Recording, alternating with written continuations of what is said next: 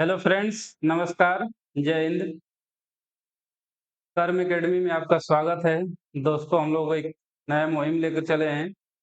मैं हूं अंजन यादव और मैं जीएस शुरू करने जा रहा हूं और जीएस में बहुत इम्पोर्टेंट टॉपिक करूंगा। ठीक है, आपको पूरा कराऊंगा एकदम बेसिक से। ठीक है, बेसिक से।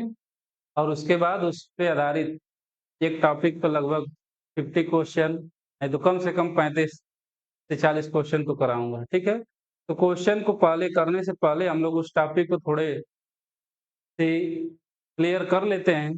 ठीक है, उसके बारे में जान लेंगे, तो जब उसको जान लेंगे और उसके बारे में पढ़ेंगे तो बहुत ही मजा आएगा ना। क्योंकि जानते हैं कि जब हमें कुछ जानकारी हो जाती है तो हमें उसको बताने में और उसका उत्तर देने में बहुत आसान होता है। लेकिन नहीं, देखते हैं छोटा बच्चा है, अगर जानता है तो तुरंत बोलने लगता है और नहीं जानता चुपचाप शांत रहता है कि नहीं। तो मेरा एम यही है, उद्देश्य यही है कि सबसे पहले उस टॉपिक को क्लियर किया जाए और उसके बाद उस पे क्वेश्चन सॉल्व किए जाए। ठीक है, तो आइए शुरुआत करते हैं हम लोग।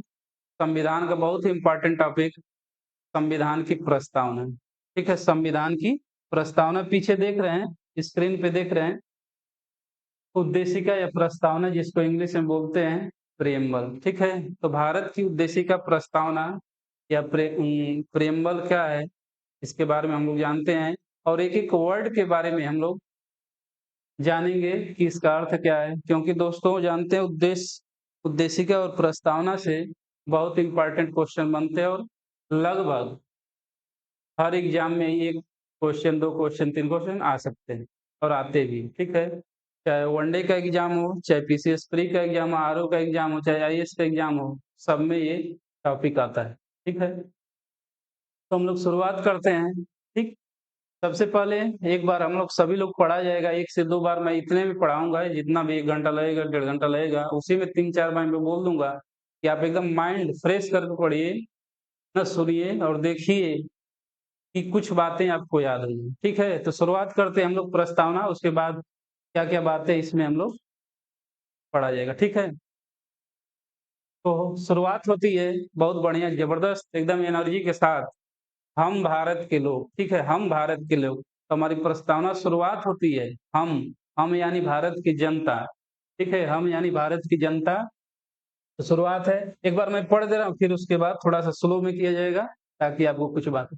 हम भारत के लोग भारत को एक संपूर्ण प्रभुत्व संपन्न, समाजवादी, पंथ निरपेक्ष, लोकतंत्रात्मक गणराज्य बनाने के लिए तथा उसके समस्त नागरिकों को सामाजिक, आर्थिक और राजनीतिक न्याय, विचार, अभिव्यक्ति, विश्वास, धर्म और उपासना की स्वतंत्रता, प्रतिष्ठा और अवसर की समता प्राप्त करने के लिए तथा उन सब में व्यक्ति की गरिमा और राष्ट्र की एकता और अखंडता सुनिश्चित करने वाली बंधुता बढ़ाने के लिए दृढ़ संकल्प होकर अपनी संविधान सभा में आज की तारीख 26 नवंबर 1949 मिति मार्गशीर्ष शुक्ल सप्तमी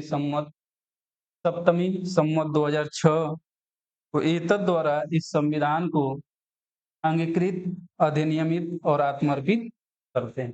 तो ये हमारी क्या है, प्रस्तावना। ठीक है, एक बार हम स्लो बोलेंगे, आप भी देखिए और बोलिए भी। ठीक है, शुरुआत कहाँ से, पहला क्वेश्चन रहता है, हम भारत के लोग भारत को एक संपूर्ण प्रभुत्व संपन्न, समाजवादी, पंथ निरपेक्ष, लोकतंत्रात्मक गणराज्य बनाने के लिए तथा उसके समस्त नागरिकों को सामाजिक, आर्थिक और राजनीतिक न्याय, विचार, अभिव्यक्ति, विश्वास, धर्म और उपासना की स्वतंत्रता, प्रतिष्ठा और अवसर की समता प्राप्त करने के लिए तथा उन सब में व्यक्ति की गरिमा और राष्ट्र की एकता और अखंडता सुनिश्चित करने वाली बंधुता बढ़ाने बढ़ाने के लिए दृढ़ संकल्प होकर अपनी संविधान सभा में आज तारीख 26 नवंबर 1949 मिति मार्गशीर्ष शुक्ल सप्तमी संवत 2006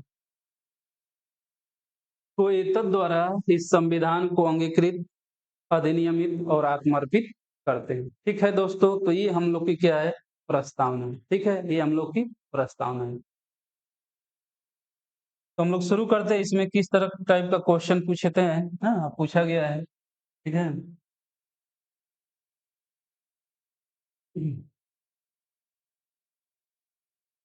अगर प्रस्तावना आपको याद हो जाता है तो जीवन में कभी भी कोई भी प्रस्तावना से क्वेश्चन आता है तो भूलेगा नहीं, क्योंकि इसमें ऐसे ऐसे क्वेश्चन पूछे जाते हैं। पूछेगा कि वर्डों का क्रम क्या है, पहले वर्ड कौन सा प्रस्तावना में यूज हुआ है, दूसरा वर्ड कौन सा, इस तरह से क्रम में आता है।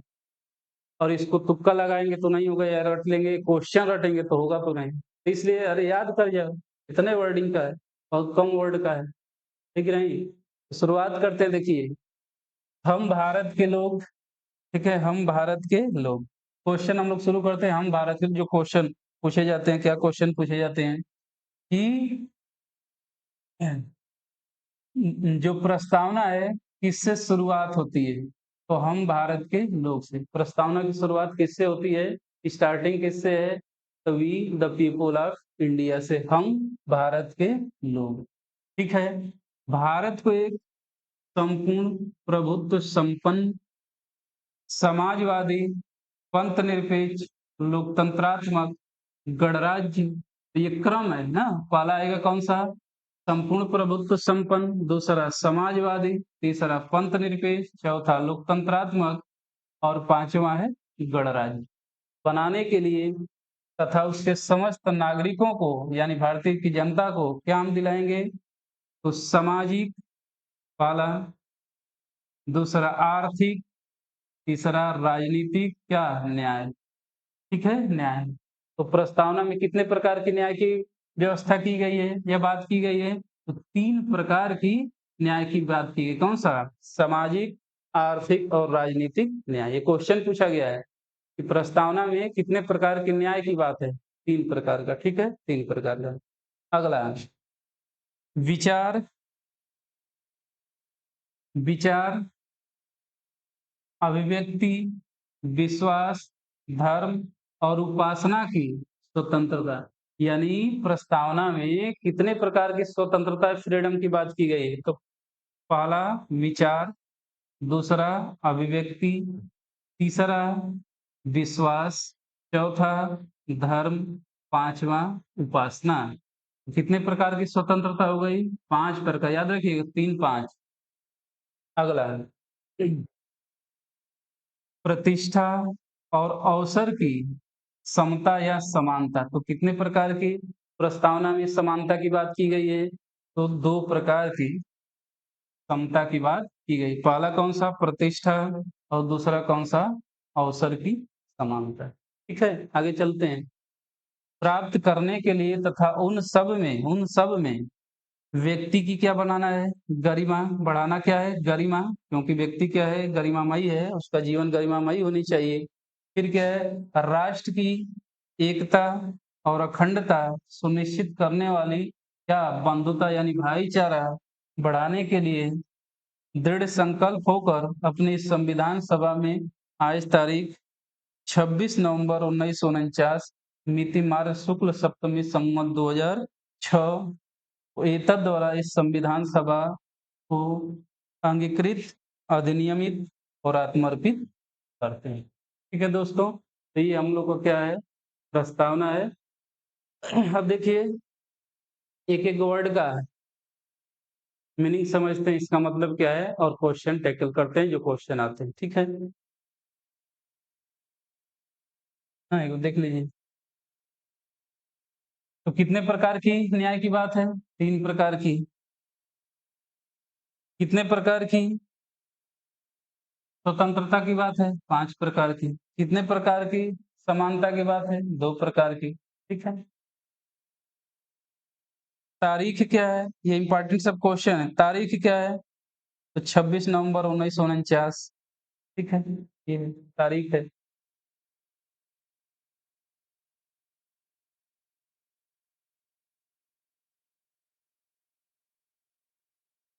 चलिए, पहला क्वेश्चन है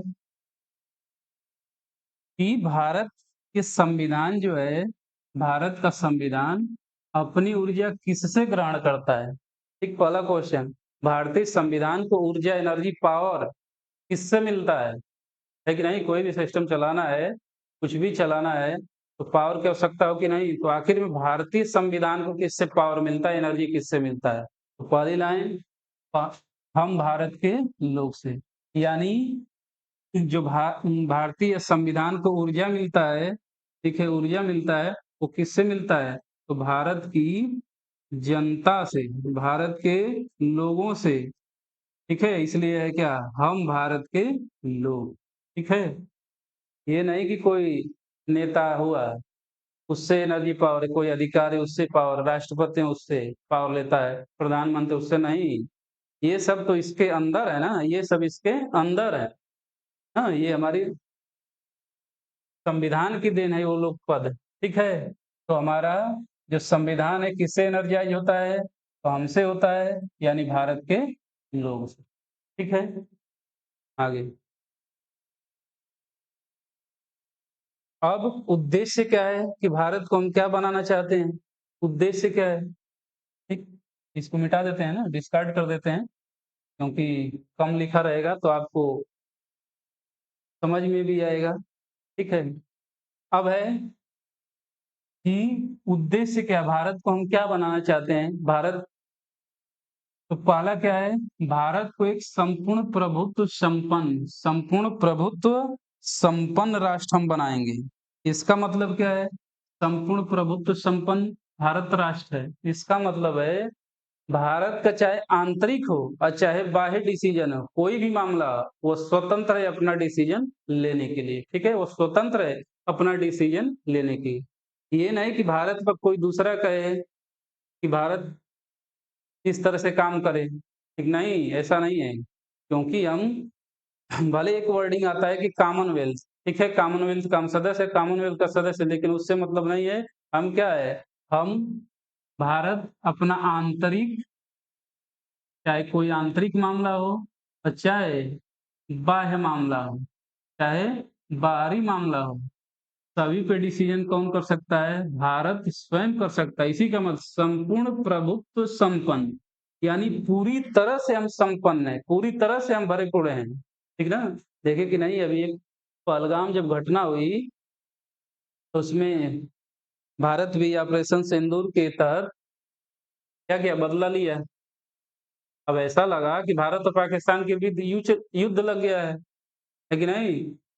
तो जब युद्ध की समाप्ति पे तो कुछ टाइम बाद मीडिया में बात आई थी कि नहीं, युद्ध को कौन रुकवाया है? तो डोनाल्ड ट्रंप रुकवाया है, यानी अमेरिका रुकवाया है, लेकिन नहीं, माननीय प्रधानमंत्री पीएम का क्या है कि फिर आया ये निर्णय कि अरे हमारा देश क्या है, संपूर्ण प्रभुत्व संपन्न है, हम किसी का निर्णय को मानने के लिए बाध्य थोड़े हैं।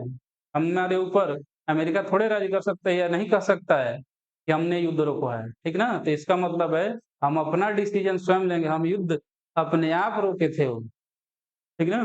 पाकिस्तान को बात समझ में आएगी, अब भारत रुकने वाला नहीं है, ठीक है, भारत रुकने वाला नहीं है, अब तो और भी ध्वंस हो जाएगा, है कि नहीं। तो बात हमें लग रहा है समझ में आ गई होगी कि संपूर्ण प्रभुत्व संपन्न का मतलब क्या है, चाहे आंतरिक मामले का डिसीजन हो चाहे बाहरी मामले का डिसीजन हो, भारत स्वयं ले सकता है, ठीक है। बहुत बढ़िया।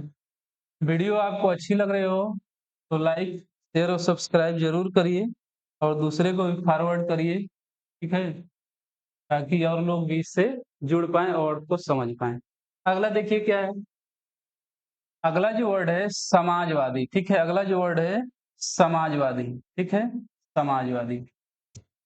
समाजवादी का मतलब क्या है कि भारत, समाजवादी का मतलब है कि भारत जो है गरीब हो या उपेक्षित हो, ठीक है, गरीब तबका हो, उपेक्षित तबका हो या कमजोर है, सबको सामाजिक रूप से, यानी बेसिक रूप से इनकी मदद करेगा, यानी इनको पूरी तरह से सहायता की जाएगी, यानी इनका कल्याण, ठीक है, इनका कल्याण सुनिश्चित करेगा, ठीक है। और समाजवादी का मतलब ये भी है कि क्या है, भारत में मिश्रित अर्थव्यवस्था है, इसका मतलब ये भी होता है मिश्रित अर्थव्यवस्था है। इसका मतलब क्या है? यहाँ पर प्राइवेट, ठीक है, प्राइवेट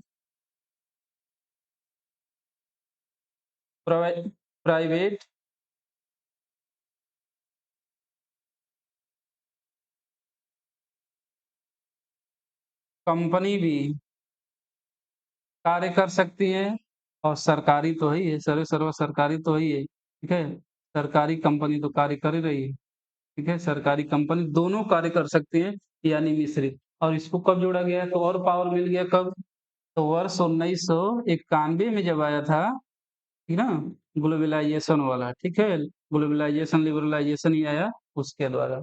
यानी क्या इसमें सरकारी तो है ही है, प्राइवेट भी कंपनियां काम कर सकती है, दोनों को क्या है, छूट है। सब मिला के क्या है, समाज का कल्याण करना है, ठीक है। समाज कल्याण है, गरीब है, उपेक्षित है, या जो भी आर्थिक रूप से पिछड़ा है, उनका कल्याण सुनिश्चित करना है, ठीक है। आगे है पंथ निरपेक्ष। शब्द पंथ निरपेक्ष, ठीक है, पंथ निरपेक्ष। पंथ निरपेक्ष का मतलब क्या है? पंथ निरपेक्ष का मतलब क्या है? पंथ निरपेक्ष कहीं कहीं वर्डिंग मिलेगी क्या? इसकी जगह धर्म निरपेक्ष। क्या मिलेगा? धर्म निरपेक्ष, ठीक है। धर्म धर्म निरपेक्ष, इसका मतलब क्या है? पंथ निरपेक्ष या धर्म निरपेक्ष का मतलब, पंथ का मतलब धर्म, कि भारत का कोई धर्म नहीं है, यानी भारत राज्य का कोई धर्म नहीं है। इसका मतलब सीधा क्वेश्चन आता है कि राज्य का भारत राज्य का कोई धर्म नहीं है, कोई धर्म नहीं, ठीक है, ये हो गया। दूसरा मीनिंग इसका क्या है? कि भारत जो है सभी धर्मों के प्रति समभाव रखेगा और रखता है। भारत सभी धर्मों के प्रति प्रति समभाव, यानी सभी धर्म क्या है, समान है, ये भाव रखेगा और रखता भी है,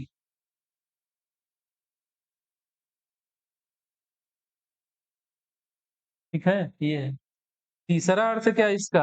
और देखिए अर्थ क्या है ना, डिफरेंट डिफरेंट एग्जाम में डिफरेंट डिफरेंट वर्डिंग करके क्वेश्चन पूछा गया, तो सबको हम लोग समझ लेते हैं, ठीक है। तीसरा अर्थ क्या है? कि भारत जो है किसी धर्म को किसी धर्म को बढ़ावा नहीं देगा, किसी विशेष धर्म को, याद रखें, विशेष धर्म को, ठीक है, विशेष धर्म को बढ़ावा नहीं देगा, ठीक है, नहीं देगा, ये है। अगला कुछ और मीनिंग समझते हैं, इसका मतलब क्या है? इसका मतलब है कि भारत के लोग किसी भी धर्म को किसी भी धर्म को धर्म को मान सकते हैं, उसके अनुसार अपने धर्म का, जो धर्म को मानेंगे उसके अनुसार उसका पूजा कर सकते हैं, ठीक है, अर्चना कर सकते हैं, यानी अपने धर्म को बढ़ावा देने के लिए सब कुछ कर सकते हैं, उसके अनुसार पूजा पाठ कर सकते हैं, कोई रोके टोक नहीं, ठीक है। तो एक सिंपल वर्ड में पंथ निरपेक्ष का मतलब है भारत राज्य का कोई धर्म नहीं। दूसरा है कि यह सभी धर्म के प्रति क्या रखेगा, समभाव रखेगा। तीसरा क्या है? कोई भी व्यक्ति किसी भी धर्म को कभी भी धर्म दूसरा चेंज करके वो धर्म अपना सकता है जिसमें उसकी क्या हो, इंटरेस्ट हो, लेकिन क्या है, कंडीशन ये होना चाहिए, दबाव में नहीं, जबरदस्ती किसी को धर्म चेंज नहीं करा सकते, ठीक है। आगे देखते हैं।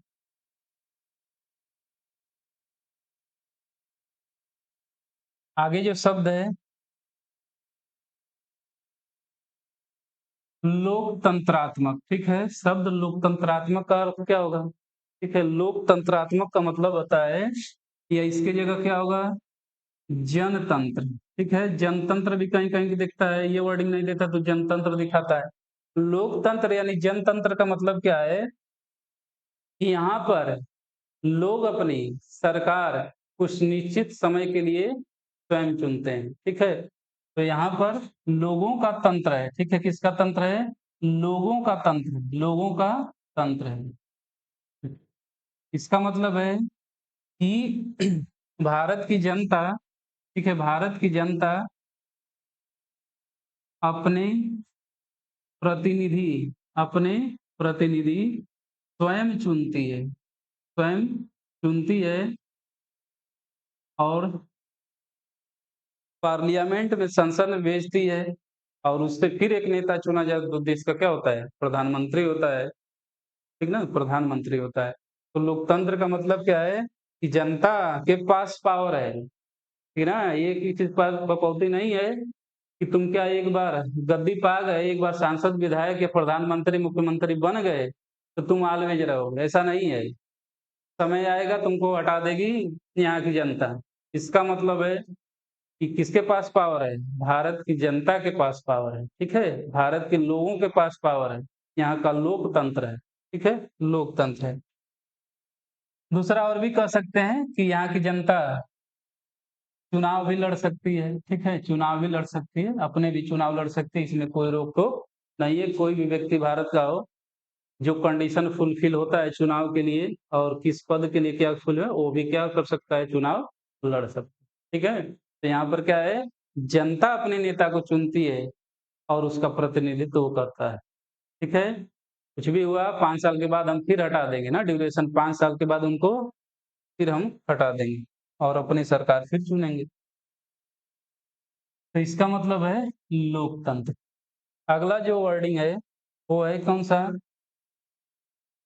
गणराज्य, ठीक है? गणराज्य। गणराज्य का अर्थ क्या है? गणराज्य का अर्थ, बहुत बढ़िया क्वेश्चन है ये। गणराज्य का मतलब होता है, देखिए, देश में या सरकार में 2 प्रकार की व्यवस्था होती है। जो अध्यक्ष यानी जो प्रमुख होता है, पहला व्यक्ति होता है, एक राजशाही होता है और एक क्या होता है? एक राजशाही यानी वंशानुगत, राष्ट्र का अध्यक्ष वंशानुगत या राजशाही चुनकर आता है। और दूसरा क्या है कि उसका एक निश्चित समय के लिए चुनाव होता है। एक निश्चित समय के लिए, निश्चित समय के लिए चुन कर आता है। कौन? राष्ट्र का प्रमुख। राष्ट्र का प्रमुख जानते हैं कौन होगा? जहाँ पर राजशाही है वहाँ पे राजा है, तो राजा कैसे बनेगा? तो वंशानुगत बनेगा। और भारत में ये व्यवस्था है कौन-सा? राष्ट्र का प्रमुख होगा, राष्ट्र का प्रथम व्यक्ति, राष्ट्र का प्रथम नागरिक राष्ट्रपति। तो भारत में कैसी व्यवस्था है कि यहाँ का जो राष्ट्र प्रमुख होगा क्या होगा? एक निश्चित समय के लिए चुनकर आएगा, ठीक है? एक निश्चित समय, जानते हैं कितने साल के लिए? 5 साल के लिए, 5 वर्ष के लिए, ठीक है? 5 वर्ष के लिए यहाँ पर चुनकर आता है। यानी इसका मतलब क्या है कि राष्ट्राध्यक्ष यानी राष्ट्रपति का क्या होता है? भारत में चुनाव होता है, ठीक है? सिंपल सी बात है। गणराज्य का मतलब होगा कि राज्य का जो प्रमुख होगा, उसका एक निश्चित समय के लिए क्या होता है? चुनाव होता है, ना कि वंशानुगत। सिंपल बात ये है। यानी राष्ट्रपति क्या होता है? देखते हैं हर साल 5 वर्ष में क्या होता है? चुनाव होता है। या अगर समय से पहले भी अगर त्याग पत्र दे दें या संविधान के खिलाफ कोई कार्य करें तो उन पे महाभियोग लगा देंगे अनुच्छेद 61 के तहत। या 5 वर्ष के बाद भी कुछ समय तक वो रह सकते हैं, यदि उनका उत्तराधिकारी नहीं चुना जाता है ना? तो ये है राष्ट्रपति। तो भारत में राष्ट्रपति व्यवस्था है, ठीक है? तो यहाँ पर क्या होगा? राष्ट्रपति का चुनाव होता है, ठीक है? राष्ट्रपति का क्या होगा? चुनाव होगा। बहुत बढ़िया है। एक बार फिर हम लोग बोलते हैं प्रस्तावना, ठीक, ताकि आपको कुछ-कुछ बातें याद हो जाएँ। हम भारत के लोग भारत को एक क्या बनाएँगे? संपूर्ण प्रभुत्व संपन्न समाजवादी, पंथ निरपेक्ष, लोकतंत्रात्मक गणराज्य बनाने के लिए तथा उसके समस्त नागरिकों को सामाजिक, आर्थिक और राजनीतिक न्याय, विचार, अभिव्यक्ति, विश्वास, धर्म और उपासना की स्वतंत्रता, प्रतिष्ठा और अवसर की समता प्राप्त करने के लिए तथा उन सब में व्यक्ति की गरिमा और राष्ट्र की एकता और अखंडता सुनिश्चित करने वाली बंधुता, भाईचारा बढ़ाने के लिए दृढ़ संकल्प होकर अपनी संविधान सभा में आज की तारीख 26 नवंबर 1949 मिति मार्गशीर्ष शुक्ल सप्तमी संवत 2006 विक्रमी को एतद द्वारा इस संविधान को अंगकृत, अधिनियमित और आत्मित करते हैं। स्वाहा हो गया कि नहीं? इस तरह से। आगे है, अगला क्या उद्देश्य इसमें है कि उसके समस्त नागरिकों को, भारत के समस्त नागरिकों को हम दिलाएँगे। कितने प्रकार का न्याय? तो कितने प्रकार का न्याय? 3 प्रकार के न्याय, ठीक है? 3 प्रकार के न्याय दिलाएँगे। पहला कौन-सा? सामाजिक, ठीक है? सामाजिक न्याय दिलाएँगे, ठीक है? सामाजिक न्याय दिलाएँगे। दूसरा कौन-सा? आर्थिक न्याय, यानी अगर कोई गरीब तबका है, हाँ, आर्थिक रूप से कमज़ोर है, तो उसके प्रति हम भेदभाव नहीं करेंगे, ठीक है ना? उसको हम मदद करेंगे, सरकार मदद करेगी, यानी उसको आर्थिक न्याय दिलाएँगे। तीसरा कौन-सा है? राजनीतिक न्याय, यानी भारत के प्रत्येक व्यक्ति राजनीति में हिस्सा ले सकता है, यानी चुनाव लड़ सकता है, ठीक है? चुनाव लड़ सकता है या किसी पद के लिए दावेदार हो सकता है, उस पे हम भेदभाव नहीं कर सकते। यानी सामाजिक रूप से, आर्थिक रूप से और राजनीतिक रूप से क्या होना चाहिए? फ्री भारत क्या है? कि सबके प्रति क्या होगा? समभाव होगा। तो कितने प्रकार की न्याय की बात है? 3 प्रकार के न्याय की बात है। अगला है,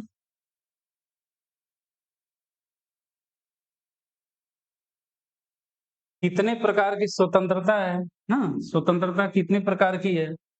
तो देखिए, प्रस्तावना में 5 प्रकार की स्वतंत्रता है। पहला विचार की, ठीक है? विचार की। अपने विचार व्यक्त कर सकते हैं कि किसी मैटर पे हमारा विचार क्या है, ठीक ना? हमारा विचार क्या है, इस पे किसी की पाबंदी नहीं होगी, किसी का रोक नहीं होगा। अपने विचार हम रख सकते हैं, ठीक है? अपने मन की बात कर सकते हैं। ये नहीं कि कोई बहुत अमीर है और मैं बहुत गरीब हूँ। अब कोई ऐसा बात है उसपे मैं बात करूँ तो मेरा बात नहीं माना जाएगा या लगे धुन नहीं, ऐसा थोड़े है। दूसरा क्या है? अभिव्यक्ति। अभिव्यक्ति यानी आपके बोलने की स्वतंत्रता, अभिव्यक्त करने की स्वतंत्रता है, ठीक है? आपको बोलने की स्वतंत्रता है। आप किसी मैटर पे बोल सकते हैं, ठीक है? बोल सकते हैं।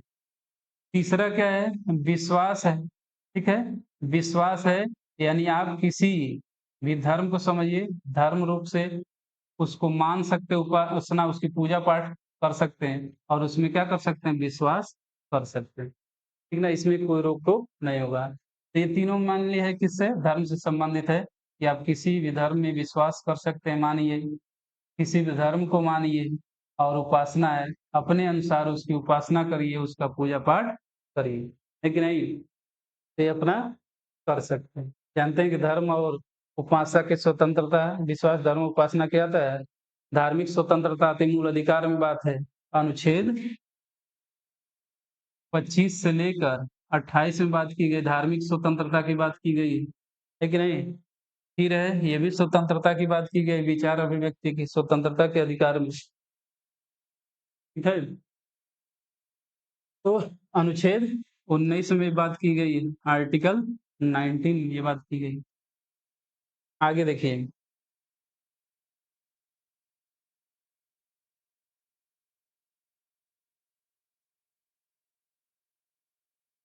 सब मिला के एक बार आपको रटना होगा ही। अगर तैयारी आप कर रहे हैं तो एक बार प्रस्तावना को रटना पड़ेगा ही, तब जाके आपका ये टॉपिक बढ़िया समझ में और कभी भी क्वेश्चन गलत नहीं होगा। अगला देखिए, और कितने प्रकार की समानता की बात की गई है? तो 2 प्रकार की प्रस्तावना में समानता, प्रतिष्ठा की और अवसर की, ठीक है? प्रतिष्ठा और अवसर की क्या है? समानता है। जानते हैं प्रतिष्ठा अवसर की समानता किसमें है? लोक नियोजन में अवसर की समानता अनुच्छेद 16 का आता है। लोक नियोजन में अवसर की समानता, चाहे महिला हो, चाहे पुरुष हो, या किसी भी जाति के हों, किसी धर्म के, किसी भी क्षेत्र के हों, आपको अगर कोई रोज़गार आता है तो उसमें क्या दें दिया जाएगा? आपको अवसर दिया जाएगा, ठीक है? अवसर दिया जाएगा। प्रतिष्ठा का मतलब क्या है कि मनुष्य क्या एक प्रतिष्ठित व्यक्ति है, ठीक है? प्रतिष्ठित व्यक्ति है, उसका सम्मान होना चाहिए, ठीक है? सम्मान होना चाहिए, ये अवसर देना चाहिए। ये नहीं कि गरीब है, उपेक्षित है या अल्पसंख्यक में है, तो उसकी हम क्या करें? बेइज़्ज़ती करें या उसकी बात को माने नहीं, ऐसा नहीं कर सकते। ठीक है, ये बात है। आगे है कि प्राप्त करने के तथा उन सभी व्यक्ति की गरिमा, व्यक्ति की क्या है? गरिमा। देखिए मानव का क्या है, सबसे बड़ा धन क्या है कि हम व्यक्ति हैं, मनुष्य हैं, तो मनुष्यता तो होनी चाहिए ना। तो गरिमा का मतलब क्या है, मनुष्यता। कि व्यक्ति के अंदर क्या होना चाहिए, मनुष्यता होनी चाहिए, और उसको मनुष्यता जैसे भाव दिखाना चाहिए दूसरे। यानी जो भी अमीर लोग हैं या जो भी थोड़े संपन्न लोग हैं, ये नहीं कि किसी को उपेक्षित कर रहे हैं ना, उसकी गरिमा। अरे व्यक्ति के जीवन क्या है, जन्म लिए हैं पृथ्वी मनुष्य जाति में, तो क्या होना चाहिए, गरिमामयी जीवन होना चाहिए ना, इसकी स्वतंत्रता दी जानी चाहिए। ये नहीं कि मजदूर है एकदम, उसको लेबराई करा रहे हो, ना नहीं है ना, इतना नहीं थोप सकते किसी को। और क्या है, राष्ट्र की एकता और अखंडता। राष्ट्र की एकता और अखंडता है कि नहीं, राष्ट्र ही भारत सर्वे सर्वा, भारत माता की जय, है कि नहीं, एकदम एकता होनी चाहिए और अखंड होना चाहिए भारत में, ऐसा विधान है। अगला है दृढ़ संकल्प होकर अपनी इस संविधान सभा में, यानी संविधान सभा में आज तारीख, बहुत बढ़िया क्वेश्चन आता है ये, कि संविधान को पूर्ण करने का, पूरा करने का डेट क्या है उसमें ना, अधिनियमित करने का डेट क्या है, तो डेट है 26 नवंबर 1949। इसीलिए 26 नवंबर को मनाते हैं क्या, संविधान दिवस, संविधान दिवस, कॉन्स्टिट्यूशन डे, या दूसरा वर्ड आता है विधि दिवस। कौन सा, विधि दिवस। ठीक है, संविधान दिवस या विधि दिवस। याद रखिएगा, ज्यादा बच्चे कंफ्यूज क्या हो जाते हैं कि 26 नवंबर को क्या मनाते हैं, तो सब आ जाते हैं कौन सा, नवंबर की जगह जनवरी जोड़ लेते हैं सब, क्या है, गणतंत्र दिवस। तो ये याद रखिएगा, संविधान दिवस ये है। नहीं तो आंसर क्या लगाते हैं सब, 26 जनवरी जिंदाबाद, 26 जनवरी जिंदाबाद, है कि नहीं। संविधान दिवस कब, 26 नहीं, उस दिन संविधान लागू हुआ था, इस दिन लिखकर एकदम तैयार कर दिया गया था, अधिनियमित और आत्मर्पित कर दिया गया था, अंगीकृत हो गया था, कब, 26 नवंबर 1949 को। फिर है पंडित जी कुछ भाषा है, मिति मार्गशीर्ष शुक्ल सप्तमी संवत, कितने ईयर की बात की गई है, 2006, याद रखिएगा 2006। तो कौन सा है, विक्रमी, कौन सा, विक्रमी, याद रखिएगा संवत कौन सा, विक्रमी। और उसके बाद संविधान को हम क्या करेंगे, अंगीकृत करेंगे, अधिनियमित करेंगे, यानी नियम हो गया, ये अधिनियम हो गया, और क्या करेंगे, अपने अंदर आत्मर्पित करेंगे, अपने अंदर क्या कर लें हम, बसा लें।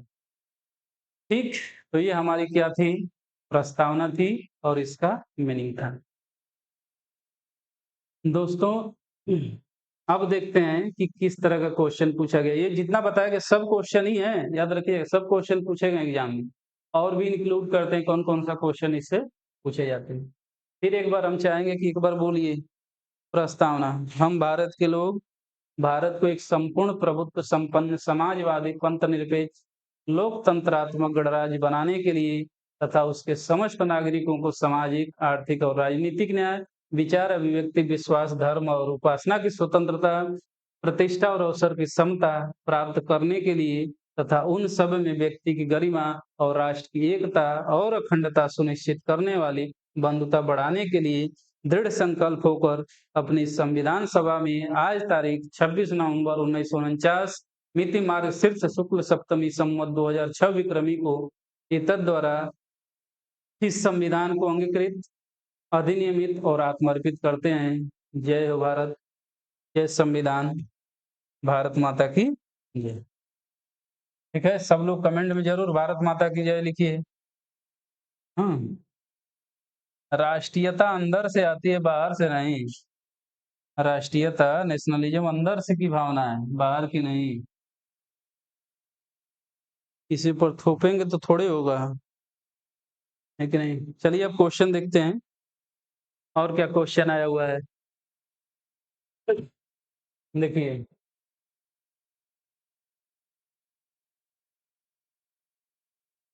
क्वेश्चन आता है,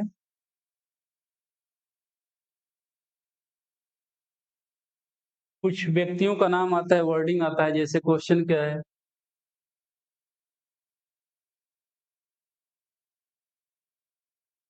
संविधान का परिचय पत्र। परिचय पत्र। प्रस्तावना जो है संविधान का परिचय पत्र है। आइडेंटिटी क्या है? कार्ड है। ठीक है, संविधान का परिचय पत्र है। क्या क्वेश्चन आया वो ये है कि किस व्यक्ति ने कहा है कि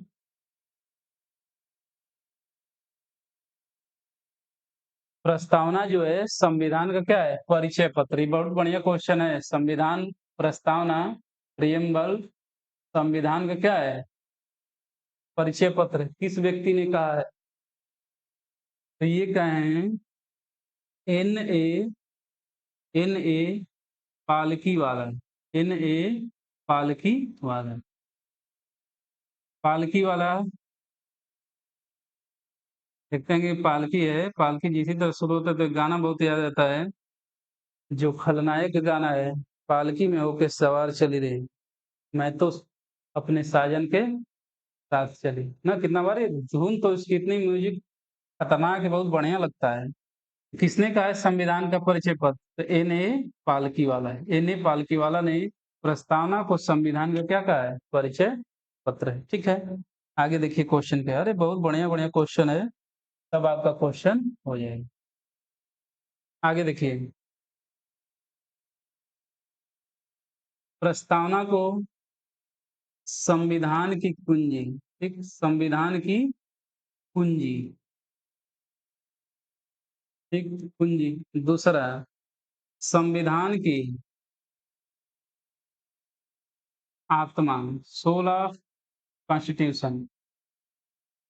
संविधान की आत्मा। ठीक है, संविधान की आत्मा।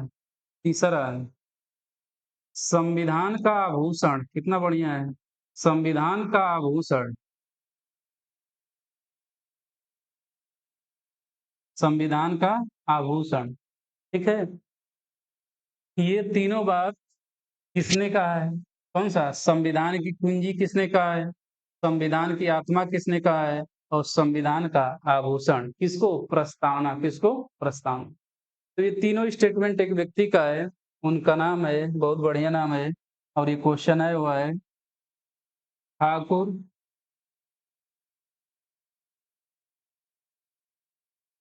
दास भार्गव। ठीक है, ठाकुर दास भार्गव ने, ठाकुर दास भार्गव ने प्रस्तावना को संविधान की आत्मा कहा है, संविधान की कुंजी कहा है, और संविधान का गहना कहा है, यानी आभूषण कहा है। कौन? ठाकुर दास भार्गव। इंपॉर्टेंट क्वेश्चन है। अब देखिए इसमें अगर ये पूछा जाए सिंपल कि संविधान की आत्मा क्या है, तो आप आंसर टिक मारिए आंख मूंद के, कौन सी उद्देशिका या प्रस्तावना। लेकिन एक व्यक्ति का नाम वर्ड कर देगा, और वो व्यक्ति है संविधान निर्माता doctor B are Ambedkar ji. ठीक है, बी आर अम्बेडकर जी। ये क्वेश्चन आता है कि बी आर अम्बेडकर जी के अनुसार, ठीक है, बी आर अम्बेडकर जी के अनुसार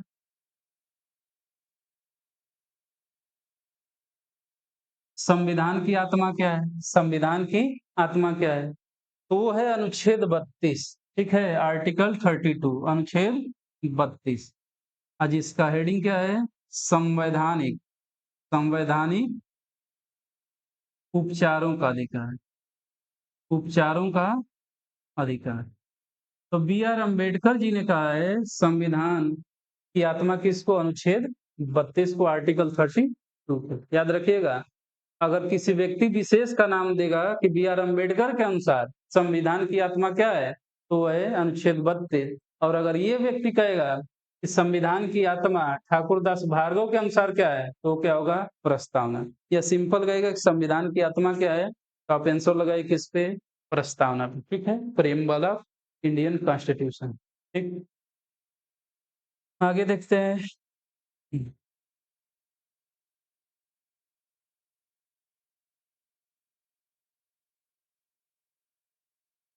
आगे देखिए जो क्वेश्चन पूछा गया है, और एग्जाम्पल में ये ऑनलाइन में ज्यादा ये क्वेश्चन पूछा जाता है, हम्म, कि उद्देशिका या प्रस्तावना किस देश से लिया गया है? किस देश से ग्रहण किया गया, किस देश के संविधान को रीड करके ये बात ली गई है, यानी किस स्रोत क्या है इसका। तो स्रोत की अगर बात करेंगे तो वो है अमेरिका। अमेरिका के संविधान से, यानी यूएसए के संविधान से। अगर क्वेश्चन ये कहे कि भारत की जो प्रस्तावना है इसका स्रोत क्या है, तो वो है भारत अमेरिका का संविधान। ठीक है, अमेरिका का संविधान। तो प्रस्तावना कहाँ से ली गई है? अमेरिका के संविधान से। कमेंट करके आपको नीचे बताना है अमेरिका की कैपिटल कहाँ पे है। ठीक है, कैपिटल कहाँ पे है।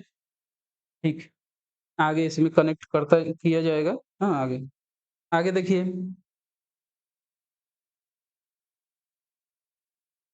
अगला अगर क्वेश्चन पूछे कि प्रस्तावना की भाषा कहाँ से लिया गया, ये क्वेश्चन, प्रस्तावना की भाषा कहाँ से ली गई है, वर्ड लैंग्वेज कहाँ से लिए गए, प्रस्तावना की भाषा कहाँ से ली गई, तो ये लिया गया है ऑस्ट्रेलिया के संविधान से। ठीक है, ऑस्ट्रेलिया के संविधान से, ऑस्ट्रेलिया के कॉन्स्टिट्यूशन से, ऑस्ट्रेलिया के संविधान से लिया गया है। हाँ, बढ़िया क्वेश्चन है ये सब इम्पोर्टेंट है। ठीक है, ऑस्ट्रेलिया के संविधान से क्या लिया गया है, संविधान की प्रस्तावना की भाषा। कमेंट करके बताना है कि ऑस्ट्रेलिया की राजधानी कहाँ पर है, ऑस्ट्रेलिया की राजधानी कहाँ पर है। देखते हैं विश्व कप में एकदम हावी रहती है ऑस्ट्रेलिया। जैसे जैसे मैच शुरुआत में मैच हारते जाते हैं, आगे चल के क्या है बहुत आक्रामक खेलते हैं, है कि नहीं। और इन सबों का बहुत बढ़िया कंसेप्ट है कि धीरे धीरे चलो फिर झपट्टा मारो, है कि नहीं। और ये भी कंपटीशन में भी होना चाहिए, हर फील्ड में होना चाहिए। धीरे धीरे पहले समझिए, उसके बाद झपट के पकड़िए। और लोग क्या करते हैं, जो भारत क्या करते हैं, पहले जीत पहले खुशी, खूब मनाओ खुशी। हाँ, इतना खुशी हो जाओ कि अगला वाला मैच में क्या कर जाओ, हार जाए। लेकिन नहीं, विश्व कप में क्या हुआ, इतना भारत खुशी हो गया, इतने देश के प्रधानमंत्री और सभी लोग इतने खुश हो गए कि करा लिए नए स्टेडियम में, हारना का मुंह देखना पड़ गया। हैं, भूल नहीं पाएंगे लोग। और वही ऑस्ट्रेलिया क्या है, मैच जीत के, जहाँ पे अधिकतम संख्या ना, अधिकतम संख्या मैक्सिमम 95% क्या 99% संख्या किसकी थी, इंडियन की थी। और बस भारत माता की जय, भारत माता की जय, वहां पे कैप्टन खेल रहा है और अपनी टीम को बैलेंस किए हुए है कि नहीं। तो वही जब जीता तो वो कहा कि हमें तो ये था कि किस तरह से मैं बैलेंस कर रहा हूँ, है कि नहीं, किस तरह से बैलेंस किया, नहीं तो दूसरे रहते तो इतना होटिंग में क्या हो जाता है, हार जाते हैं। ये होता है, होटिंग से घबराना नहीं, और दूसरा कोई क्या बोल रहा है इससे घबराना नहीं चाहिए। मैंने अपने पर फोकस करिए, अपनी तैयारी पर फोकस करिए, तब ना होता तैयारी, तब मजा आएगा। ठीक है, आगे देखते हैं।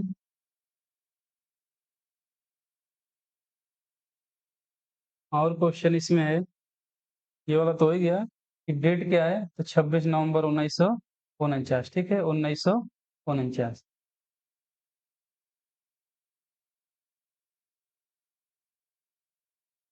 और क्वेश्चन इसमें, और क्वेश्चन इसमें क्या है, देखिए मैटर आया कुछ समय बाद, ये प्रस्तावना, अच्छा ये मैटर थोड़ा सा ये जुड़ रहे हैं कि उद्देशिका को संविधान में कौन लेकर आया था, उद्देशिका में, उद्देशिका को संविधान में या प्रस्तावना में कौन लेकर आया था, किसका ये बात है। तो ये देखिए, उद्देश्य प्रस्ताव, उद्देश्य प्रस्ताव।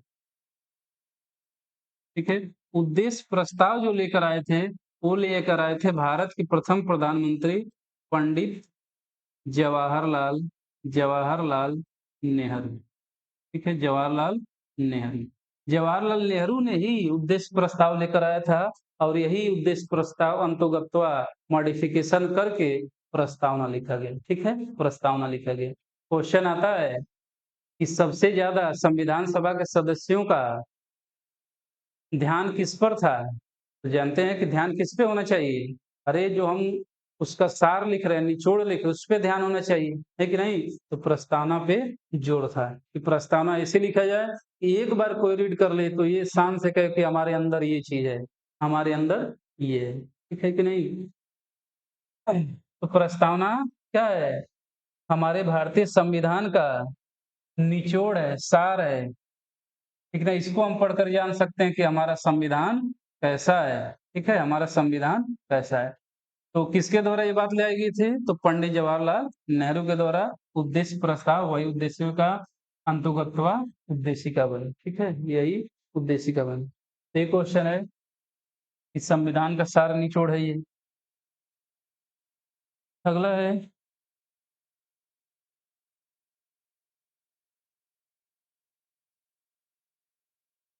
ये क्वेश्चन आता है कि 1960 में बेरुवाड़ी वाद आया था, उसमें सुप्रीम कोर्ट ने निर्णय दिया या ये बात उठने लगी कि प्रस्तावना है, संविधान का भाग है या नहीं? अगर भाग है तो संसद क्या करेगी? उसमें संशोधन करेगी, और नहीं है तो संशोधन नहीं करेगी। तो देखिए, तो पहला जो केस आया था वो आया था बेरुवाड़ी बेरुवाड़ी वाद।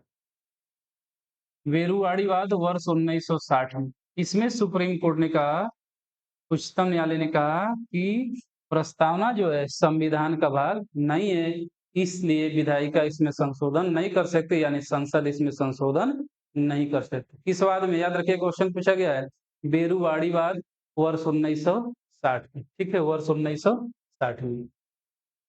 फिर एक मैटर आता है वर्ष 1973 में, ठीक है? वर्ष 1973, और ये मामला था केशवानंद भारती बनाम केरल राज्य। केशवानंद भारती बनाम केरल राज्य। और ये जो मामला था कब आया था? वर्ष 1973 में। इसने क्या किया कि सुप्रीम कोर्ट ने अपने जो निर्णय दिया था उसको पलट दिया।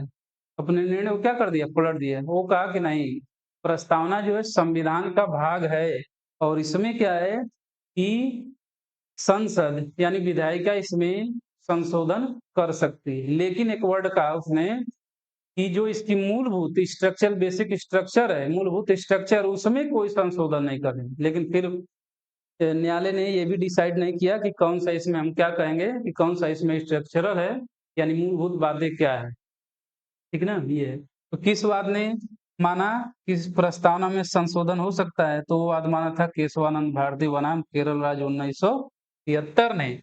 फिर एक मामला आया था एल आई सी करके, भारतीय जीवन बीमा निगम, वर्ष 1995 में। इसने भी माना कि संविधान की प्रस्तावना जो है संविधान का भाग है, पार्ट है, ठीक है? क्वेश्चन पूछा गया है।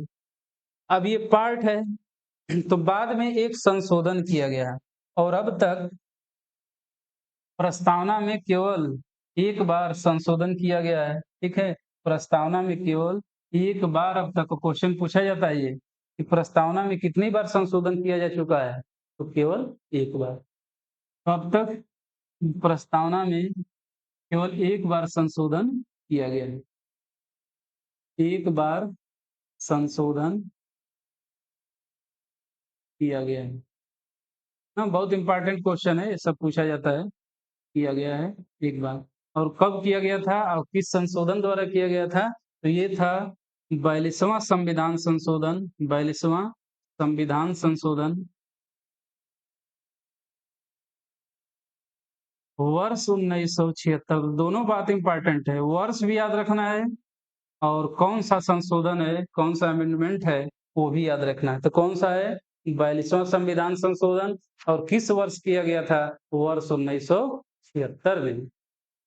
42वां संविधान संशोधन दोस्तों इतना महत्वपूर्ण है, इतना महत्वपूर्ण है, और इतना ज्यादा इसके द्वारा संशोधन किया गया कि इसको कहा जाने लगा लघु संविधान, ठीक है? तो ये क्वेश्चन आता है कि लघु संविधान किस संविधान संशोधन को बोलते हैं?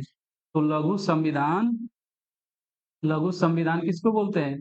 42वां संविधान संशोधन वर्ष 1976 वाले को बोलते हैं लघु संविधान, ठीक है? क्वेश्चन इसमें और भी है, जब संविधान संशोधन पढ़ा जाएगा उसमें, फिर भी एक आध दो और बातें बता दे रहा हूँ उसमें, क्योंकि बहुत ज्यादा अभी बात होने लगी तो आप कहेंगे कि लग रहा है कि कूल कहीं में समेट देगा, कहा है कि नहीं? तो ये चीज है। लेकिन हमें लग रहा है कि सब बात आपको क्लियर हो रही होगी। और जो क्वेश्चन एकदम पॉइंट टू पॉइंट क्वेश्चन है, जो क्वेश्चन आएगा वही पढ़ाया जाता है, ठीक है, और वही पढ़ाऊंगा भी। हाँ, ये है क्वेश्चन कि 42वां संविधान संशोधन, ना बता दे रहा हूँ बस थोड़ा सा जल्दी यहीं पे। 42वां संविधान संशोधन किसकी अनुशंसा पर की गई थी? ठीक है, किसकी अनुशंसा पर की गई थी? बहुत बढ़िया नाम है। तो ये थे सरदार थे, फिर स्वर्ण सिंह है, सरदार स्वर्ण सिंह समिति, सरदार स्वर्ण सिंह समिति, याद रखिएगा नाम जो हम बोल रहे हैं उस पर ध्यान दीजिएगा, लैंग्वेज में थोड़ा इधर उधर मुझामझी हो रहा है। सरदार स्वर्ण सिंह समिति की अनुशंसा 42वां संविधान संशोधन किया गया। अरे भाग जोड़ा गया 51 ना, भाग 4 को जोड़ा गया 42वां संविधान संशोधन के द्वारा। कमेंट करके आपको बताना है भाग 4 क में क्या है, ठीक है, क्या है इसको कमेंट करके बताइए, ठीक है। तो केशवानंद भारती बनाम केरल राज्य में ये डिक्लेयर हो गया कि प्रस्तावना में संशोधन हो सकता है, लेकिन उसके बेसिक स्ट्रक्चर पर आघात नहीं पहुंचाना है, ठीक ना, उसके जो मूल भावना है उसको, उसका क्षरण नहीं करना है, उसको टच नहीं करना है, ठीक ना, नहीं तो तुरंत एक्शन लेगी कौन? Supreme court.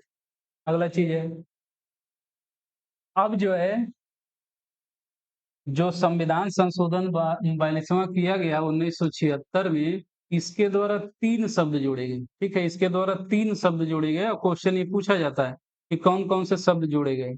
तो पहला क्रम क्या है? समाजवादी, पहला शब्द जोड़ा गया था समाजवादी, ठीक है, समाजवादी।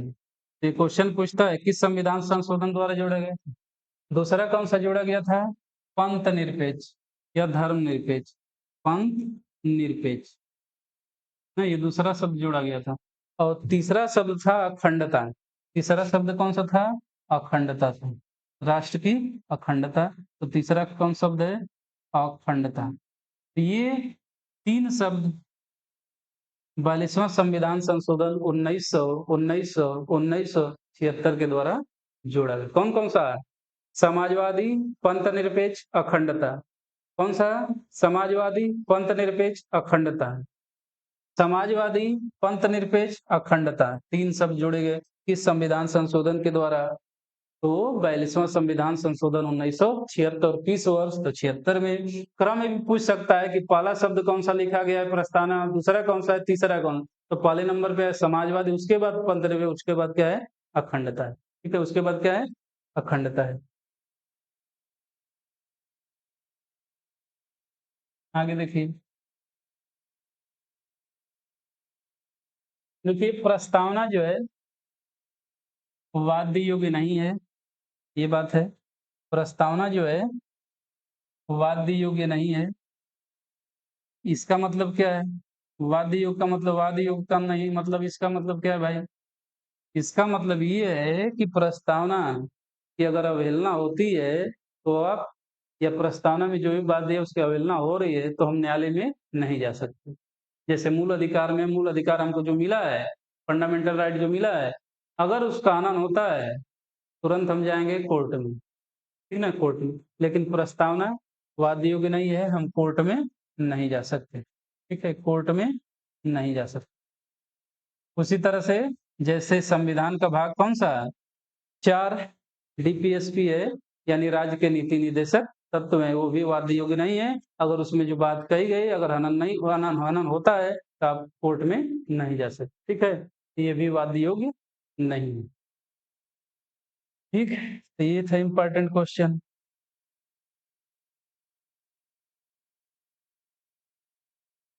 ये सभी क्वेश्चन पूछे गए हैं ना, हमें लग रहा है कि सभी लगभग हो ही गए हैं, अब क्वेश्चन कोई बचा नहीं है, ठीक है।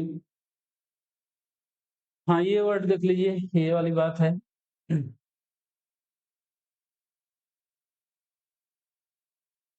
सामाजिक, आर्थिक और राजनीतिक जो न्याय की बात की गई है वो किस देश से लिया गया बात है? तो ये लिया गया है रूसी क्रांति से, ठीक है, रूसी क्रांति 1917 से लिया गया है।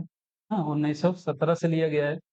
और स्वतंत्रता, समता और बंधुत्व की बात ली गई है कहाँ से? फ्रांसीसी क्रांति से, ठीक है, फ्रांसीसी क्रांति से, ये बात है। और हमें लग रहा है कि सब क्लियर ही हो गया है, ऐसा क्वेश्चन नहीं होगा, या क्वेश्चन होगा भी, है कि नहीं? जब पढ़ाते पढ़ाते कुछ उसी में भूल जाता है आदमी या गायब हो जाता है, तो क्वेश्चन के माध्यम से अगर क्वेश्चन उसमें आए तो इंक्लूड कर दिया जाएगा ना, कर देंगे तो आपका और क्लियर हो जाएगा। हमें लग रहा है कि 100% ये प्रस्तावना आपकी क्या है, समाप्त है। चलते चलते बस यही है कि एक बार फिर इसको बोल लिया जाए, ताकि मैं ही 4 बार 1 घंटा में बोल दिया, डेढ़ घंटा सवा घंटा में, तो आप भी 1-2 बार बोल दो यार, 4-5 बार मैं ही बोल दे रहा हूँ, 4 बार तुम याद कर लोगे तो याद नहीं होगा, ऐसा तो खोपड़ी है नहीं कि याद नहीं करोगे यार, है कि नहीं? याद करने में कौन सा खोपड़ी का जो ब्रेन है, मस्तिष्क का कौन सा भाग लेता है? सेरेब्रम। कौन सा? सेरेब्रम। तो आपका सेरेब्रम एक्टिव होना चाहिए, है कि नहीं? एक्टिव होना चाहिए। चलिए शुरुआत करते हैं हम लोग, एक बार बोलकर समाप्त करते हैं। जय हिंद, जय भारत करते हैं, जय संविधान कहते हैं, ठीक है? चलिए, ये गीत की तरह ही है कि हम भारत के लोग, हम भारत के लोग, भारत को एक संपूर्ण प्रभुत्व संपन्न समाजवादी पंथ निरपेक्ष लोकतंत्रात्मक गणराज्य बनाने के लिए उद्देश्य है, हम देश को ये बनाएंगे, बनाने के लिए तथा उसके समस्त नागरिकों को, उनके समस्त नागरिकों को सामाजिक, आर्थिक, राजनीतिक न्याय, कितने प्रकार के न्याय? 3 प्रकार की, विचार, अभिव्यक्ति, विश्वास, धर्म और उपासना की स्वतंत्रता, कितने प्रकार की स्वतंत्रता? 5 प्रकार की स्वतंत्रता, प्रतिष्ठा और अवसर की समानता, कितने प्रकार की समानता? 2 प्रकार की समानता प्राप्त कराने के लिए तथा व्यक्ति की गरिमा और राष्ट्र की एकता और अखंडता सुनिश्चित करने और बंधुता बढ़ाने के लिए इस दृढ़ संकल्प होकर अपनी संविधान सभा में आज तारीख 26 नवंबर, याद रखिए तारीख कौन सा है, आज हम साइन कर रहे हैं, कौन सा तारीख है? 26 नवंबर 1949, 26 नवंबर 1949। कौन सा दिवस मनाएंगे? संविधान दिवस मनाएंगे। 26 नवंबर 1949, मिति मार्च शुक्ल सप्तमी संवत 2006 विक्रमी, कौन सा कैलेंडर? विक्रमी, को एकता द्वारा अंगीकृत, अधिनियमित और आत्मर्पित करते हैं। तो भारत की जनता सर्वोच्च है, संविधान एनर्जी कहाँ से लेगा? भारत की जनता से। हम भारत के लोग, we the people of India, ठीक है? भारत माता की जय। जय हिंद, जय भारत, जय संविधान। ऑल द बेस्ट, पढ़िए और एक दूसरे को भी लाइक, एक दूसरे को भी शेयर करिए ताकि वो भी ज्ञान ले सके, और शेयर करिए, लाइक करिए। तो कहना पड़ रहा है, अब इतना कहना पड़ा कि बड़ा ही दिक्कत वाला वर्ड है, कहना कहा नहीं जाता है इन सबों का, लेकिन ठीक है, सब लोग कर रहे हैं तो हम लोग भी कर रहे हैं, ठीक है नहीं? ठीक है, धन्यवाद, थैंक यू वेरी मच। अगला क्वेश्चन देखिएगा, इसी के बाद क्वेश्चन हम लोग डाला जाएगा अगले पार्ट में, तो उस क्वेश्चन को कर लेंगे तो आपका पूरी तरह से प्रस्तावना खत्म हो जाएगा। यूपीएसआई का हो, चाहे यूपीपीसीएस का हो, चाहे आरओ का हो, चाहे ग्रुप डी का हो, अगर प्रस्तावना को टच करता है तो ऐसे नहीं है कि आप नहीं टच कर पाएंगे, आप जरूर टच कर पाएंगे। बहुत बहुत धन्यवाद, थैंक यू।